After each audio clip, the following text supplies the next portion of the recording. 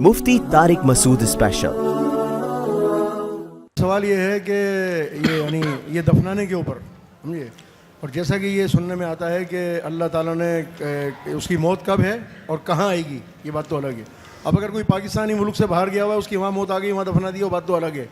لیکن آج جو یہ ٹرینڈ چل گیا ہے کہ جو علماء ہیں یا کوئی بزرگ ہیں ان کو مسجد کے احاطے میں دفنایا جاتا ہے، تو یقیناً انہوں نے تو کسی نے نصیحت نہیں کی ہوگی، نہ کوئی وصیت کی ہوگی کہ میرے مرنے کے بعد مجھے میری ہی مسجد کے احاطے میں دفنا دیا جائے۔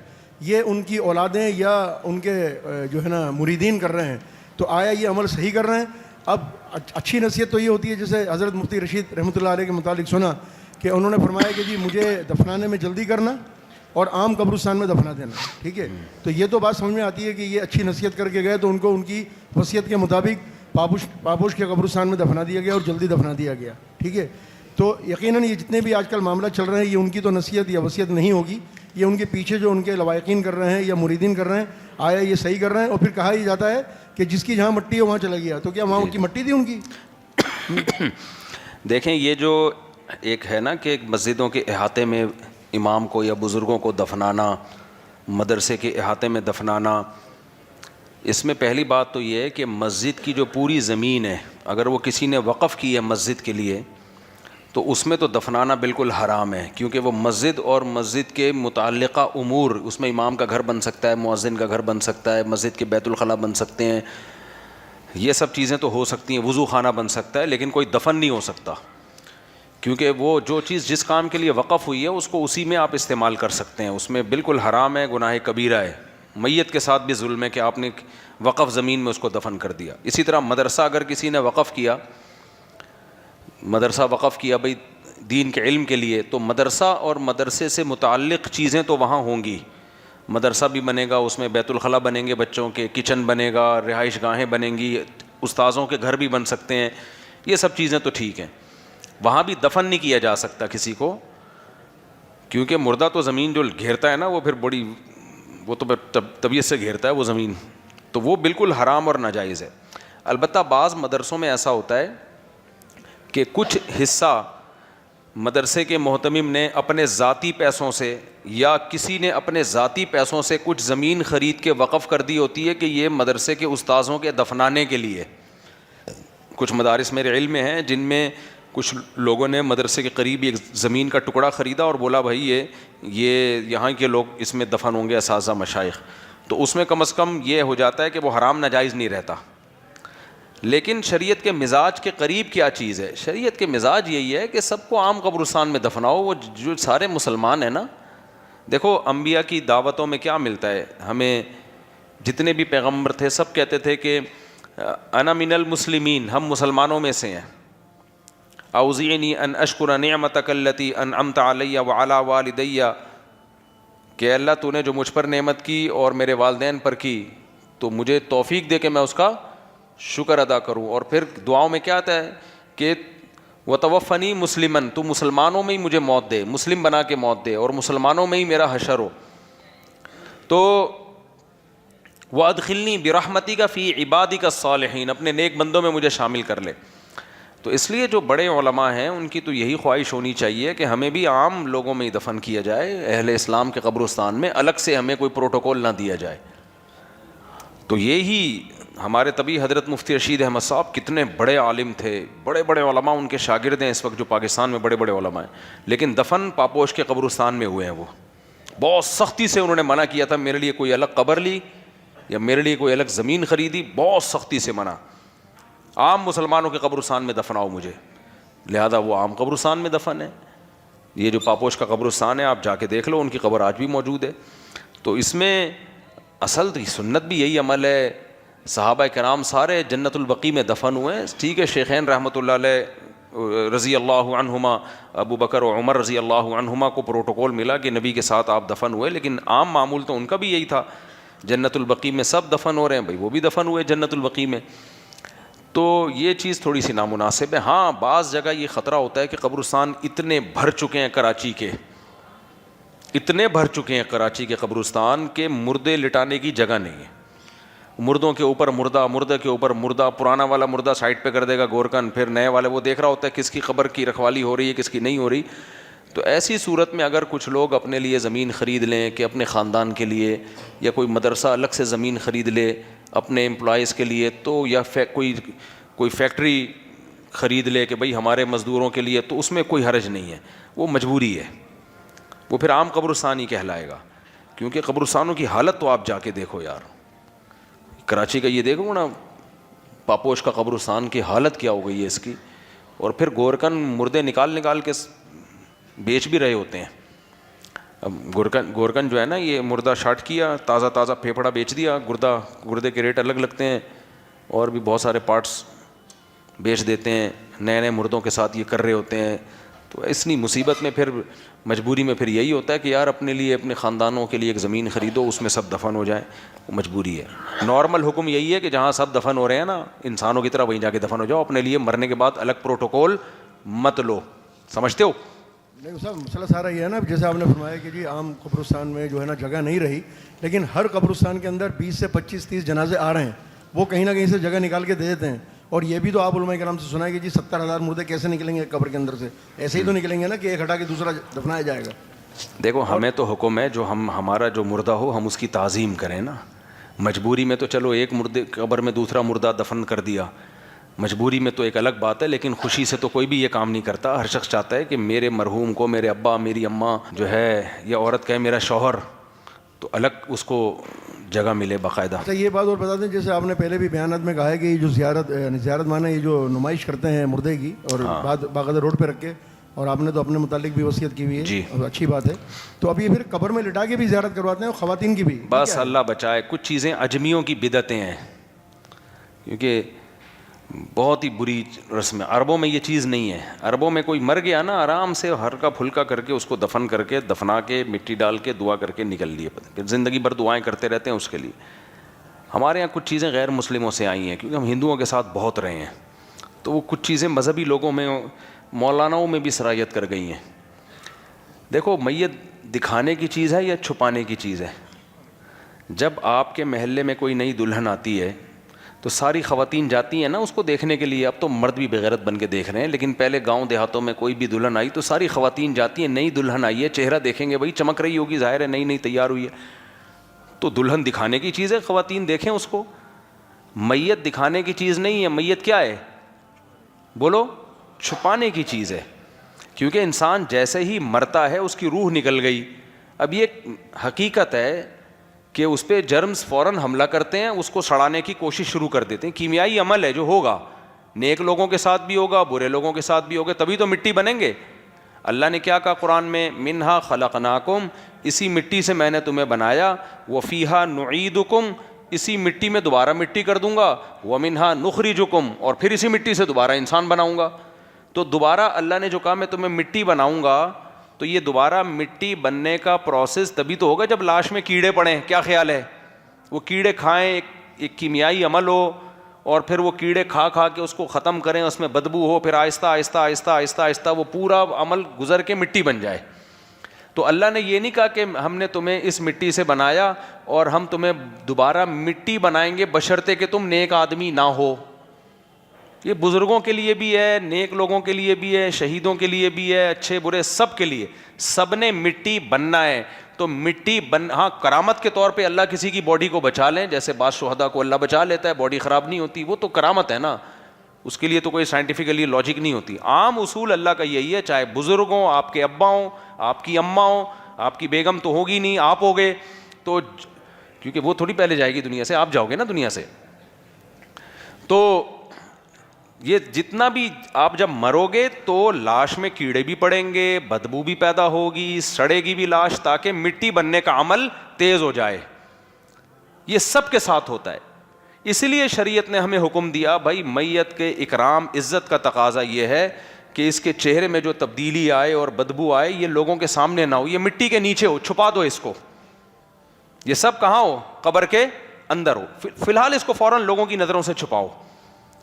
تو اس لیے جب کوئی مر جاتا ہے تو ہاں بیٹا، باپ، شوہر، یہ جو قریبی رشتے ہوتے ہیں یہ دیکھ لیں منہ، کیونکہ ان کو اگر یہ چہرہ خراب بھی ہو جائے ان کو نفرت نہیں ہوتی، کیونکہ ان کی محبت اتنی ہوتی ہے کہ ان کو کوئی گھن نہیں آئے گی.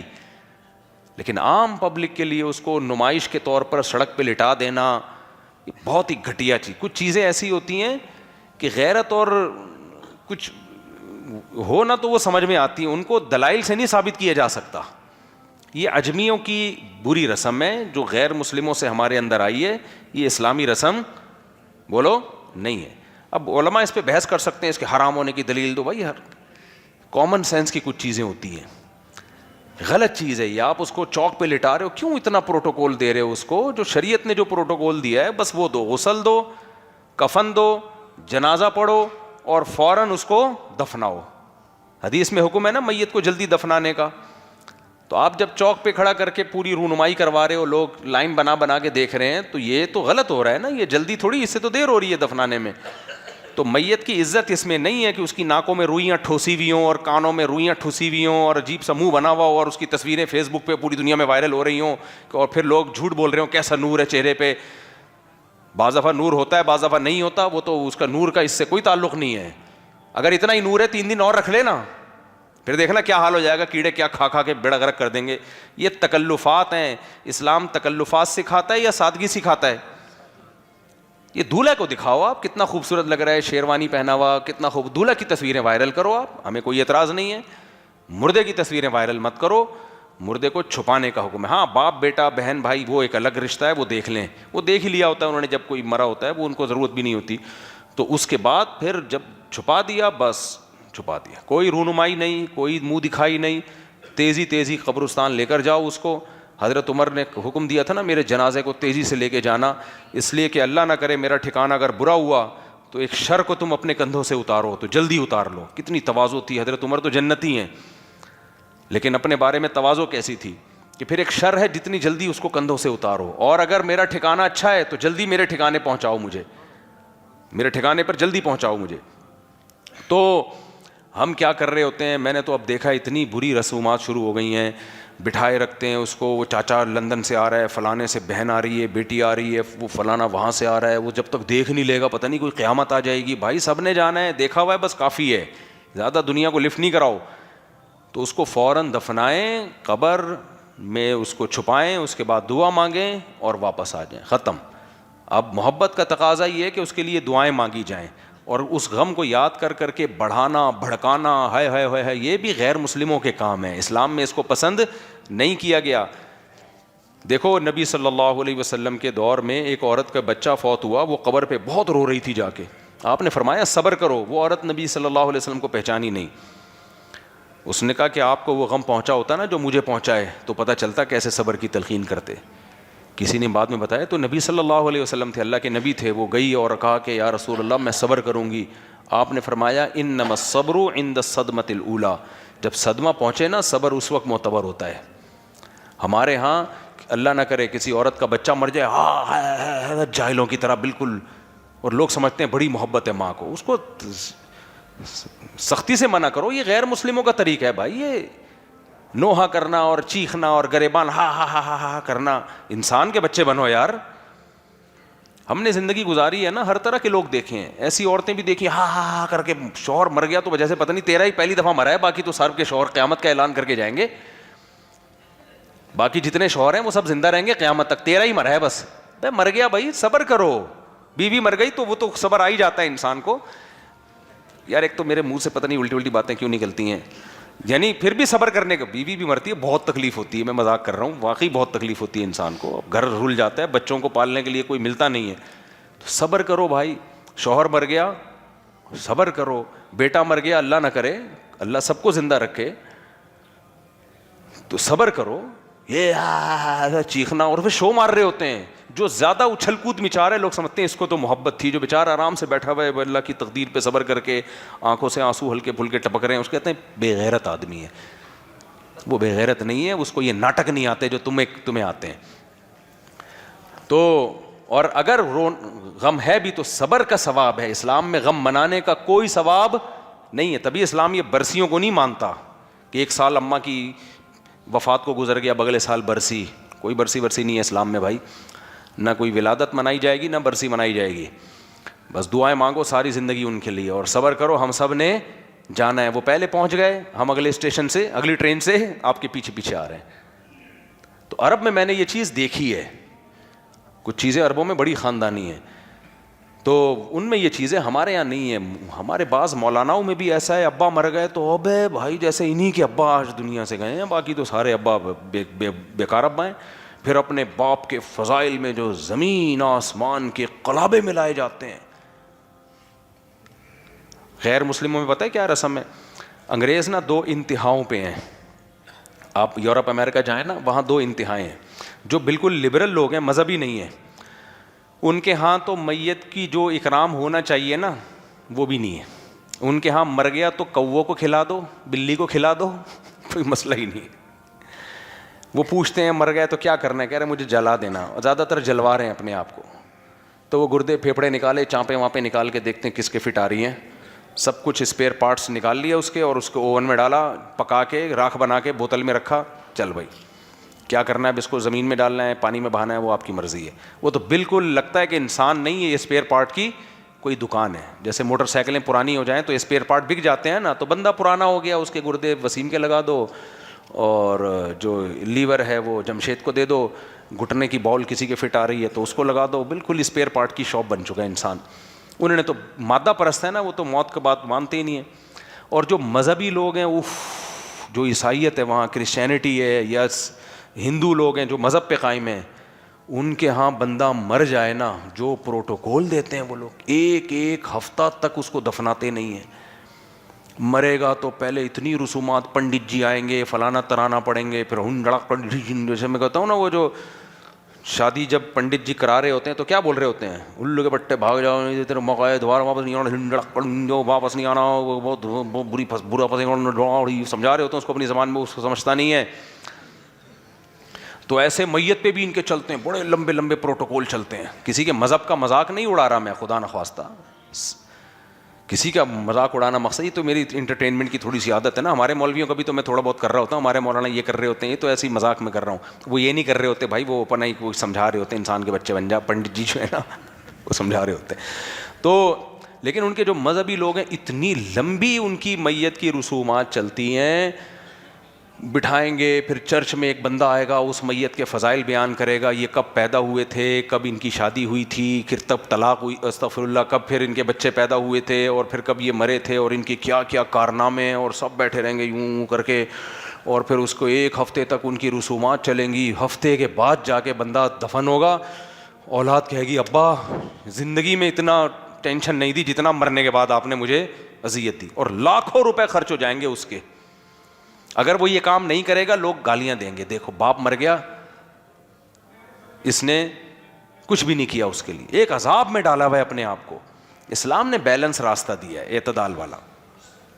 اسلام نے ہمیں یہ بتایا بھائی میت تو ایسی بھی نہیں ہے کہ گوشت کا ٹکڑا ہے کہ پھینک دو اس کو, نہ غسل دو, کفن دو, جنازہ پڑھو, کندھا دو اس کو, پھر زمین میں دفن کرو اس کو, کروٹ کے بل قبلہ رخ کرو, کتنی پروٹوکول, اور مٹی ڈالو, پھر اس کے لیے دعا مانگو, بس ختم. پھر پوری زندگی اس کے لیے دعائیں مانگتے رہو. ولد صالح یدعو لہ, رشتہ تمہارا قیامت تک ختم نہیں ہوتا, ساری زندگی دعائیں مانگ رہو, اس کے لیے صدقہ خیرات کرو. صحابہ نے پوچھا یا رسول اللہ, ایک خاتون نے پوچھا میری ماں کا انتقال ہو گیا, افا اتصدق عنہا, میں چاہتی ہوں میں صدقہ کروں لیکن ثواب کس کو ملے, میری ماں کو, کیا کر سکتی ہوں؟ آپ نے فرمایا ہاں, اب صدقہ خیرات کرو, نیکیاں کرو, تو اس سے نیکی پروموٹ ہوگی نا سوسائٹی میں. بعض نیکیاں انسان اپنے لیے کرتا ہے, بعض کنجوس ہوتا ہے نہیں کر رہا ہوتا, لیکن باپ یا ماں سے محبت اتنی ہوتی ہے, کہتا ہے چلو یار ان کو ثواب مل جائے تو کر لیتا ہے. تو اسلام نے کہا کر لے بھائی, نیکی کسی بھی طرح سے کر لے. تو نیکیاں کر کے ان کو خوش کرو, نیکیاں کر کے, دعائیں کر کے, کتنا بیلنس. لیکن وہ سارا بیلنس ہم نے بگاڑ دیا ہے. کوئی مر جائے, خاص طور پہ کوئی بڑی شخصیت, پہلے تو تعریفوں کے ایسے پول باندھتے ہیں, وہ میت بھی کہہ رہی ہوتی ہے کاش زندگی میں میری اتنی تعریفیں کر دیتے تو کہاں سے کہاں پہنچ جاتا میں. تعریفوں میں مرنے کے بعد بھی مبالغہ آرائی جائز نہیں ہے, اعتدال سے تعریف کی جائے, اعتدال سے. اور سب سے پہلے دفن کرو, عام قبرستان میں دفن کرو اس کو, اور دعا مانگو اور منہ دکھاؤ. اور میں نے وصیت کی ہوئی اپنے بارے میں بھی کہ میری موت کا علم ہوتے ہی میرے وارثین پر لازم ہے سب سے پہلے قبر کفن دفن کا انتظام. جب یہ بیان جاتا ہے لوگ کہتے ہیں بڑے بھائی ابے سب نے مرنا ہے بھائی صاحب, صحیح ہے. میں نے وصیت کی ہوئی ہے اور ہم نے اپنے ابا کے ساتھ یہی کیا. ہمارے ابا کو کا رات 12 بجے انتقال ہوا, علاقے کی مشہور شخصیت تھے ہمارے والد صاحب, رات 12 بجے ان کی ڈیتھ ہوئی ہے. صبح 9 بجے لوگ تعزیت کے لیے گھر پہ آئے ہیں کہ والد صاحب کہاں ہیں, ہم نے کہا دفن ہو چکے ہیں. 9 بجے, وہ بھی تاخیر قبر کھدنے کی وجہ سے ہوئی ہے, اگر رات کو گورکن مل نہیں رہا تھا. حالانکہ مشہور شخصیت تھے ہمارے علاقے کے, وہ بڑے آدمی تھے, دنیا جانتی تھی ان کو, لیکن رات کو ان کی ڈیتھ ہوئی. پہلے یقین کر لو کہ ڈیتھ ہوئی بھی ہے کہ ہمیں غم تو پہاڑ ٹوٹے تھے ہمارے اوپر, کیونکہ چلتے پھرتے نماز کے انتظار میں بیٹھے ہوئے تھے صف میں. تبلیغ کا کام انہوں نے ہمارے علاقے میں شروع کیا تو, اور اس وقت تبلیغی جماعت سے جڑے تھے جب مکی مسجد میں 2 صفیں ہوتی تھیں اس وقت. تو آپ سوچو کہ کچھ ہوگا نا ان کا مقام اور مرتبہ, اور نماز کے انتظار میں بیٹھے ہوئے, عشاء کی ہارٹ اٹیک ہوا تو اسی میں ان کو ہاسپٹل لے کر گئے. تو جب ان کی ڈیتھ ہوئی ہے تو فوراً جب یقین ہو گیا, کوشش تو کیا انسان بچانے کی ہاسپٹل میں جو بھی انسان والدین کے لیے کر سکتا ہے, لیکن نہیں بچے, اللہ تعالیٰ مغفرت کرے ان کی. تو جب ان کو دفن کی, یعنی رات ہی خبر اور غسل, فجر میں جنازہ ہوا اور دفنا دی ہم نے. تو لوگ جب آ رہے تھے تو کہہ رہے تھے, کیونکہ صبح لوگوں کو اطلاع ملی کہ بھئی حافظ مسعود صاحب کا سنا انتقال ہو گیا. ہم نے کہا کہاں ہے بھائی, ہم نے کہا کہہ رہے ہیں یار عشاء میں, تو عشاء سے پہلے تو ہم سے ملے تھے وہ. ہم نے کہا بھائی قبر میں. بہت حیران ہو رہے تھے لوگ, یار ایسا کیسے ہو سکتا ہے. ہم نے کہا ایسا ہی ہوتا ہے, ایسے ہی شریعت کا یہی حکم ہے, سمجھ رہے ہو کہ نہیں. اور اب تک الحمدللہ ہم دعائیں مانگ رہے ہیں. 99 میں ڈیتھ ہوئی تھی ان کی, کتنے سال ہو گئے, 26 سال. مجھے نہیں یاد پڑتا میں نے کبھی دعا کے لیے ہاتھ اٹھائے ہوں اور اپنے والد اور والدہ کے لیے دعا نہ کی ہو. اس طرح یاد رکھو میرے بھائی اپنے ماں باپ کو. یہ طریقہ نہیں ہوتا برسیاں کے تکلف ہو رہے ہیں اور پھر وہ تصویریں اور جو آج کل چل رہا ہے. تو میں نے اپنے بارے میں بھی وصیت کی ہے بھائی, ہمیں یہ کوئی پروٹوکول ہمیں دنیا میں نہیں چاہیے. یہ جو ہماری ٹشن چلتی ہوئی ویڈیوز آ رہی ہوتی ہیں نا, جامعہ کے بیت الخلاء سے نکلتے ہوئے کلاس میں جا رہے ہیں, یہ طلبہ کر رہے ہوتے ہیں, میں نہیں کر رہا ہوتا. مجھے یہ چیز بالکل پسند نہیں ہے, یہ شو بازیاں. ایئرپورٹ میں جا رہا ہوں, وہ آ رہا ہے ایک شیر آ رہا ہے ڈھشن, نیچے کچھ لوگوں نے گالیاں دی ہوئی ہوتی ہیں, کچھ نے تعریفیں کی ہوئی ہوتی ہیں. ابے یہ اداکاروں پہ سوٹ کرتی ہیں یہ چیزیں, یہ علماء پہ سوٹ نہیں کرتی ہیں. پہلی دفعہ میں ریوو میں بیٹھا, اس کی پوری کسی نے فلم بنا دی, ریوو آ رہی ہے ڈھشن ڈھشن جا رہی ہے. لوگوں نے کہا یار یہ, میں نے کہا بھائی میری پرمیشن کے بغیر ہوتا ہے یہ سب کچھ. علماء کی عزت اس سے تھوڑی ہوتی ہے گاڑی میں بیٹھے ہیں یا ڈھشن ڈھشن کر کے چلیں. علماء کی عزت تو علم سے ہے. تو ہم نہیں کر رہے ہوتے, مجھے بالکل پسند نہیں ہے. وہ طلبہ کو روک روک کے تھک گیا ہوں, لیکن یہ طلبہ اگر اطاعت شروع کر دیں تو یہ طلبہ کہاں سے ہو گئے پھر, یہ نہیں مانتے. جہاں بھی جاؤ کبھی ایک, مجھے تو بکرے کھانے کا شوق نہیں ہے, سادہ خوراک, مجھے بھنڈی دال چاول پسند ہے. لوگ لا کے پہلے میرے سامنے بکرا رکھیں گے چاول بھر کے, پھر ویڈیو بنا کے فیس بک پہ ڈالیں گے. ابھی پشاور میں کیا ہوا, ایک بکرا رکھا ہوا ہے چاول بھرا ہوا. اب میں نے ویسے ہی ہاتھ یوں کیے تھے یار, میرے کو آستین خراب نہ ہو, یہ تصویر آ گئی میری ایسے جیسے پتہ نہیں یہ بکرے کا کیا تہس نہس کر دوں گا. یہ آپ کو باڈی میری بکرے کھانے والی لگ رہی ہے, اسپیس نظر آ رہی ہے اس میں بکرے کے فٹ ہونے کی. اس پہ اتنے لوگوں نے نیگیٹو, یہ مولویوں کو دیکھو ادھر غزہ میں بچے بھوک سے مر رہے ہیں اور یہ بکرے پھوڑنے میں لگے ہوئے ہیں. تو ہمیں نہیں پسند بھائی یہ سب چیزیں, لیکن لوگوں کو ہمارا, میرے چینل سے نہیں آتی ہے. میرے چینل سے دیکھا کبھی ٹھین ٹھین جا رہا ہوں میں یوں کر کے, کہتے چل کیسے رہا ہے, اکڑ کے چل رہا ہے. بھائی نہیں اکڑ کے چل رہے, جو ہماری نیچرل چال ہے وہ چل رہے ہیں, اس میں سلو موشن میں لگا دیا اس نے. تو یہ چیزیں فلمی اداکاروں پہ سوٹ کرتی ہیں, ایکٹروں پہ گلوکاروں پہ سوٹ کرتی ہیں, شو بازیاں یہ اسٹائل میں. ایک مدینہ میں آئی ہے کالا چشمہ پہن کے نا, ایسے کھڑا ہوا ہوں میں جیسے کسی فلم کے لیے ابھی پوز بنا رہا ہوں میں. تو یہ سب لوگ کر رہے ہوتے ہیں. مجھے نہ صرف یہ کہ یہ چیزیں میری پرمیشن نہیں ہے, بلکہ مجھے ان چیزوں سے نفرت ہے, سمجھ رہے ہو, نفرت ہے, بری لگتی ہیں یہ چیزیں.